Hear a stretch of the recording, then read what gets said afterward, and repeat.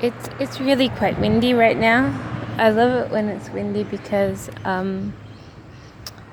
it feels nice. Maybe the clouds are floating faster. Yeah, they're floating a little bit fast, but I like the feeling of the wind. Whenever it's howling, whenever it's howling, it feels good to be able to be out in it.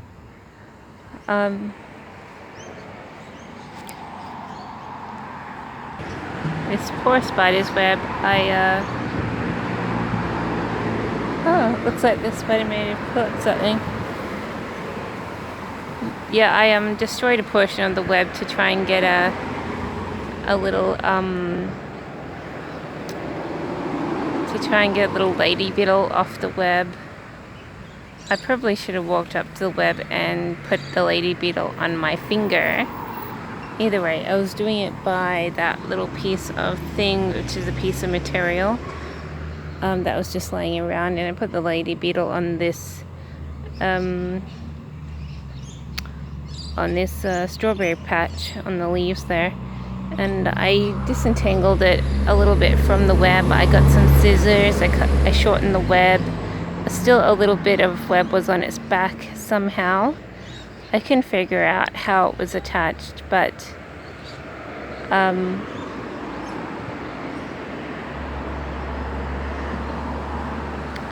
I did get it off here, and that is why this web's sort of loose and sort of swinging in the air a little bit, because it was a lot more steady before I broke, several of the strands to try and drag the lady beetle off it. The good thing is that not everything broke, so it seems to be holding fairly strongly despite the wind, and that pupae sac looks quite heavy, as though there are probably going to be little hatchlings soon. But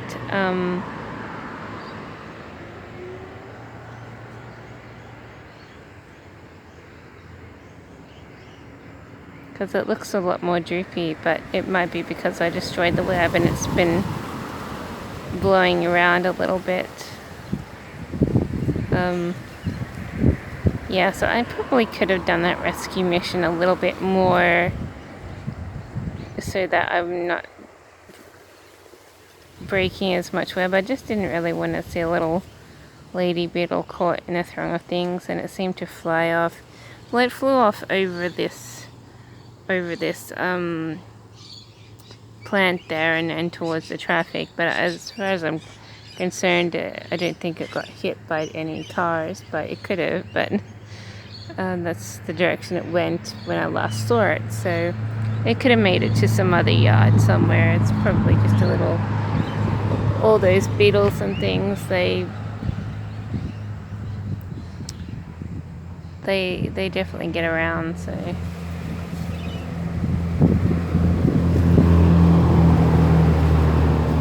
But I want to leave the mother spider to its little web, and hopefully haven't. Yeah, it looks plenty strong. It looks like it may have even done some touches up during the last night. So, but it doesn't. It looks quite a bit more flimsy than what it had been. But the spider web is quite. It's the web itself is very strong. It's quite a strong web, so I'm sure it's gonna. All these hatchlings will hatch, and the little mother spider will have little babies to look after and stuff. Yeah, but it does look a little more flimsy, and I'm like, a little bit guilty destroying its web while it's having babies and trying to get the babies to hatch, but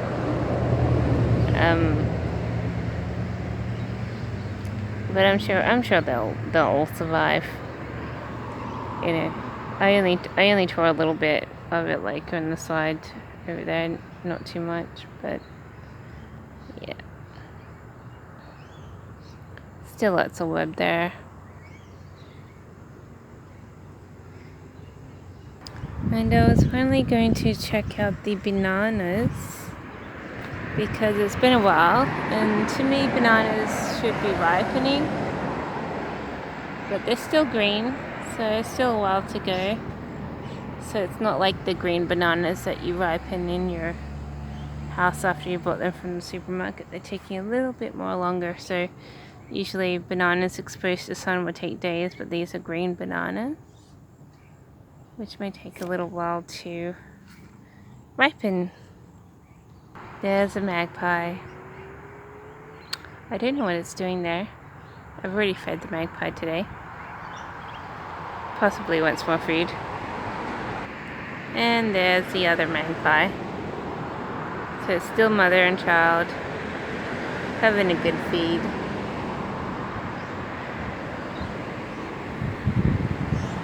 There you go. Well, it was having a good feed. They'll be back. Lots of food. This is a bed of ivy. Apparently ivy protects plants, so you think that ivy strangles plants because that's what some books say. But then a lot of people who actually grow plants think that when an ivy grows all over their plants, as you can see there's heaps of plants under that ivy, when ivy grows over it, it actually protects it from wind and other and storms and other things. So apparently overgrowing your garden with ivy is a good thing, so that all your plants get protected, apparently. So this here is a snake bean plant. Sort of like an ivy, which grows very large beans. I don't know what that is. I think this is a passion fruit vine, because often these little curly tendrils are signs of a passion fruit. Looks like a passion fruit. This one doesn't seem to have any snake beans. But they're around about 30 centimeters long. So they might have run out of snake beans or something. I think I saw the magpie fly back, so just seeing, oh, it's not there. Oh, well, maybe tomorrow it'll have something to eat. It's a shame that it was eating so eagerly and its little kid or its parent or whatever decided, hey, I don't want you to eat, let's fly around. So sometimes they come again at nightfall. So yeah.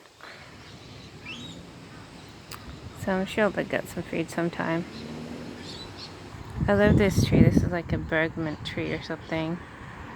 It's one of my favorite kinds of trees. I just think it looks quite pretty, the way the leaves are, the flowers. And this one's actually been chopped right back down, and then it's grown really quickly, you know. I had a lot of these under branches cut right back, so it's not so overgrown.